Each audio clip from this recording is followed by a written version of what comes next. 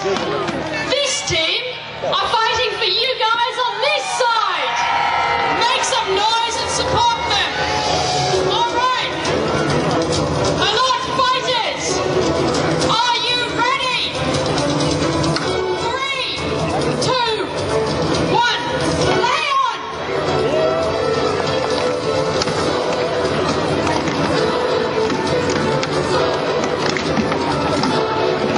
Now this is only 11 people.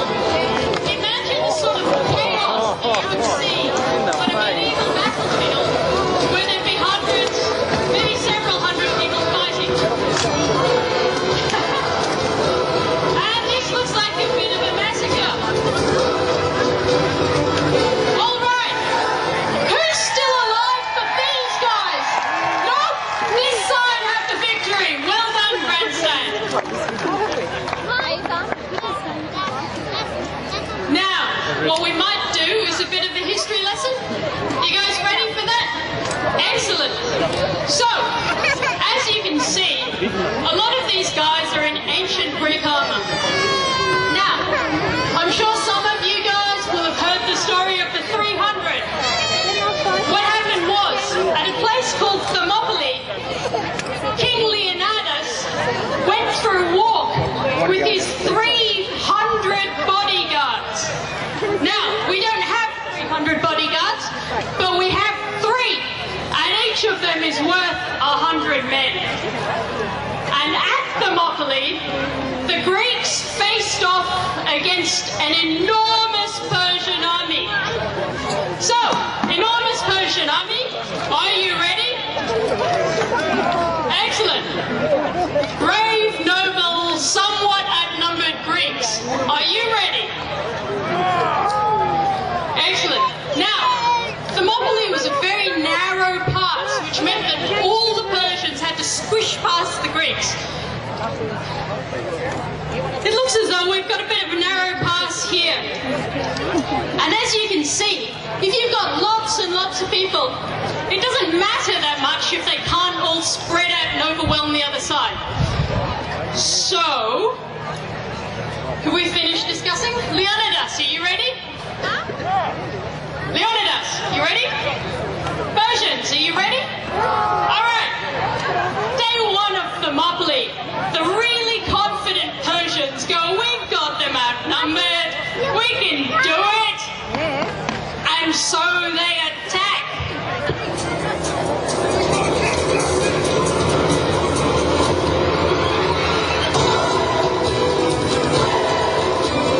Now, the Greeks, with their enormous shields, are forming a shield wall. Basically, they're blocking off the really narrow passage, and even though there's a lot fewer of them, they're doing pretty well.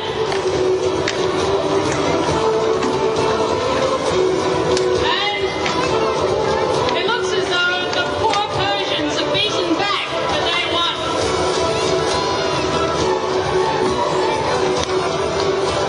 Yep, the poor Persians are definitely beaten back for day 1. Now, as I said, we do 3 different forms of combat archery. I don't think the Persians are going to get very far like this, so maybe if they call up some firepower. Can we have some archer support for the Persians, please?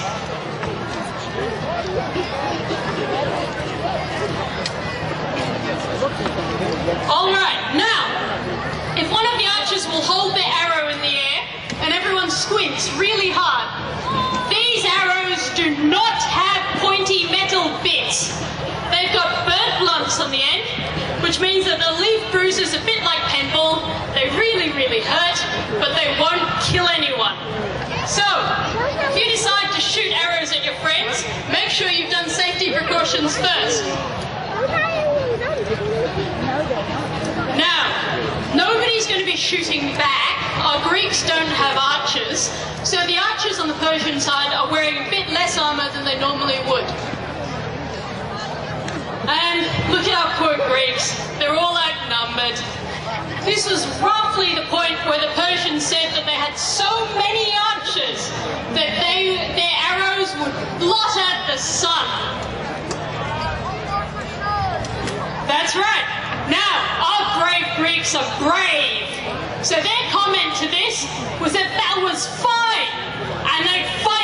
shade. Now, I'm not sure we have enough archers for shade, but that's okay, we'll try. Persians, are your heavies and your archers ready?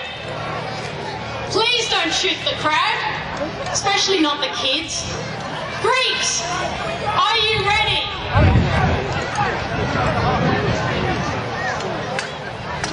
All right. So overnight, the Persians retreated to their camp, and in the morning, at dawn, they approached with their extra firepower. I think the Greeks are ready for them. And here they come, even more outnumbered. How will the arrows fare against those big, big Greek missiles?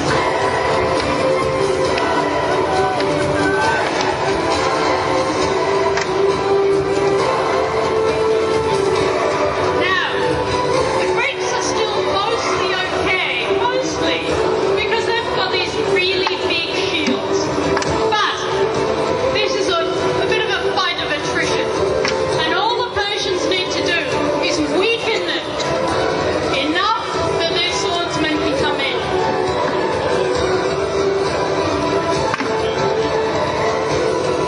Now, this is the sort of fighting that we do for fun.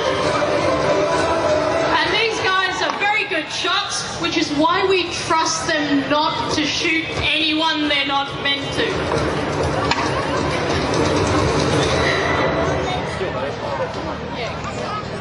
Persians, can I suggest a volley?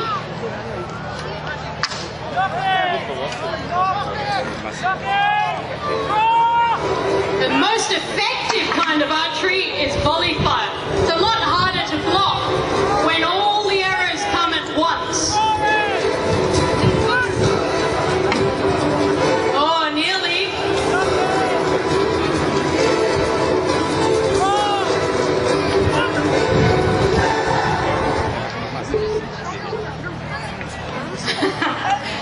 Maybe you need to get closer.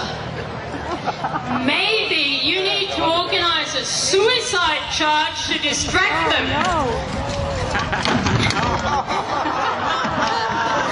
Now, the really good thing about having massive numbers on your side is that you can sacrifice some of your less armed troops. And then, in the chaos of battle, the archers who've hung back can clean them up. And if the archers don't like their own side very much, they'll care less about killing them. So, on your side, oh, okay. Hey, but the Persians have won anyway. Now, is that a yay or a boo? It's a bit of both. Anyway, this is all for fun. So, ladies and gentlemen, if I could I please have a cheer for our Greeks, for our Persians, and for our archers?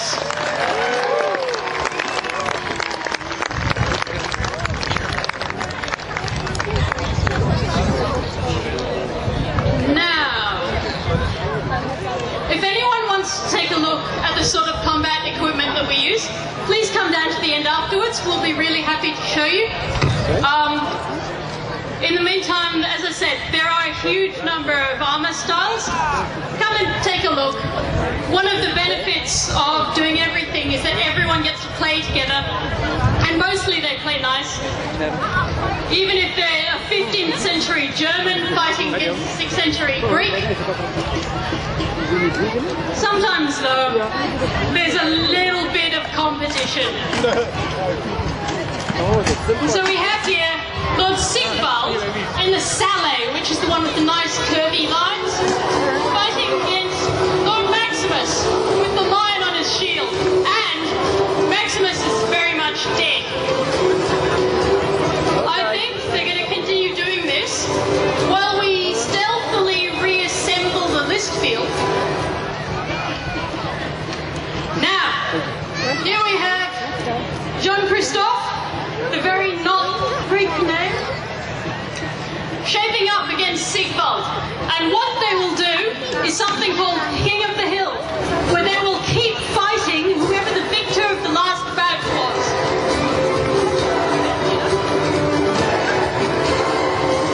Now, one of the ways we do this is with pretend wounds. So,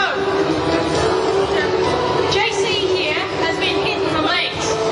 Now that means that he simulates having had his legs chopped off brutally by fighting from his knees. He can't stand up, someone's chopped them off.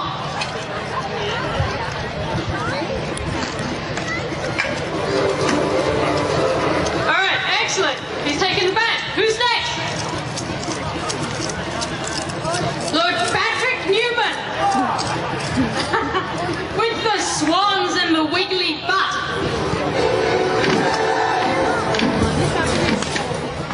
Now, I think JC is very dead. My lord Frederick, I think we can magically heal you. Let's see you fight from your legs.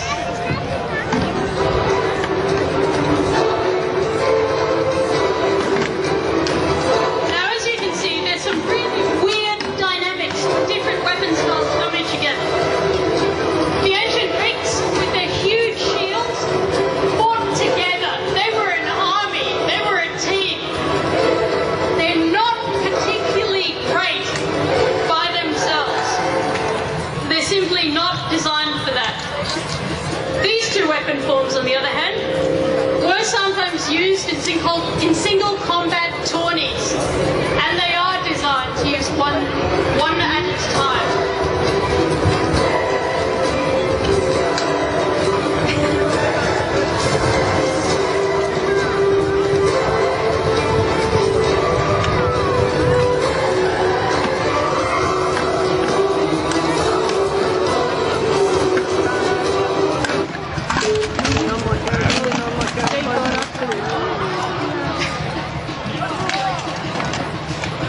Now we've got lots of space here, so we've got a couple of fighters working at different sides. Take a look at the sorts of things they're holding, and see if you think you can pick who's going to win. And she was into this stuff then. I'm not above encouraging them either, maybe, to gang up together. Because really, there's only room for so much single combat.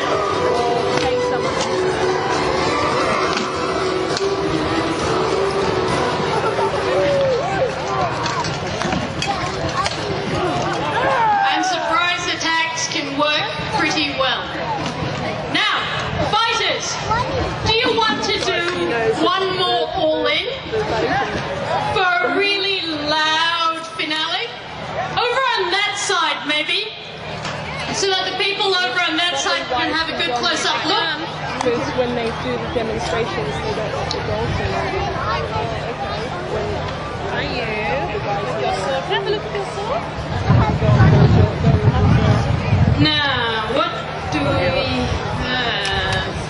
All right, can I have, just so that it's easier for people to keep track, everyone with a round shield on that side, and the polearm with the round shields, everyone with the heater or motion on that side.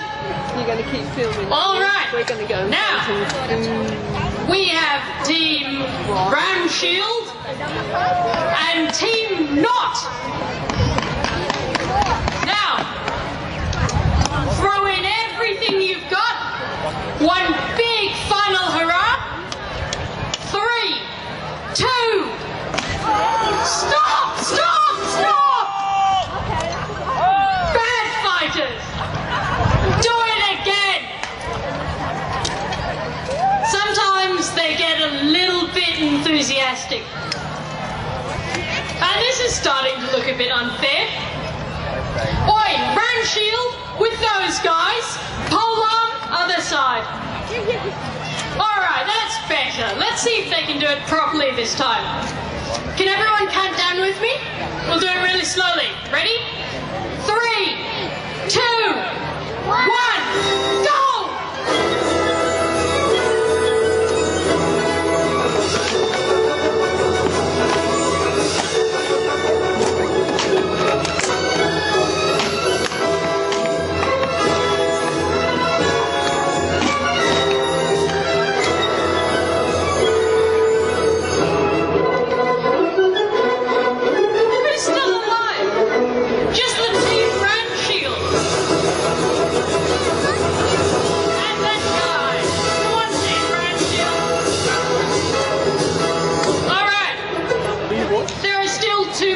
people alive.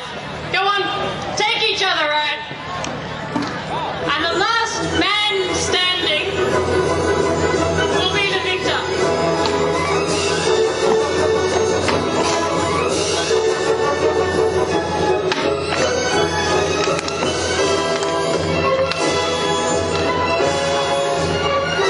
And there is no last man standing. All right, I guess you're all equal last. Well done, guys.